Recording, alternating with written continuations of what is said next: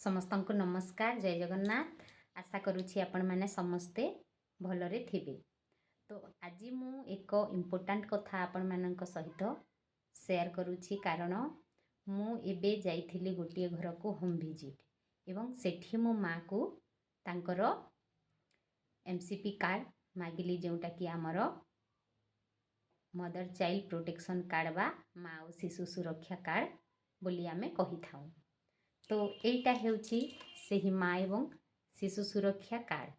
तो मु ताकू मागिली देखिबा पाई जे से शिशुर आमर केतोटी टीका दिया जाइछि एवं मु सेथिरे केतोटी टीका पकेइछि।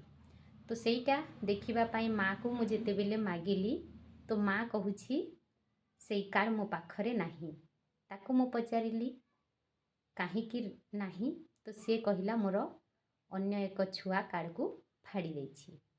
तेणु मु ए वीडियो माध्यम रे समस्त माता पिता को जणाउछि जे एटा बा ए कार्ड बहुत इम्पोर्टेंट।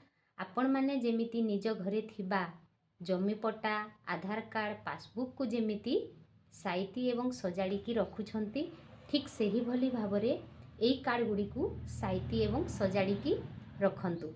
कारण ए कार्ड द्वारा ही गोटे शिशु को आमे टीकाकरण करि परिबा 10 वर्ष पर्यंत। जदि आपणक पाखरे कार्ड नाही ताहेले आपणक पिला पाई आपण विपद आणुछंती। कारण जदि कार्ड नथिबो ताहेले पिलार टीकाकरण होई पारिबो नाही। तेणु एही कार्ड गुडी को साइती की सजाड़ी की रखिबा निहाती आवश्यक।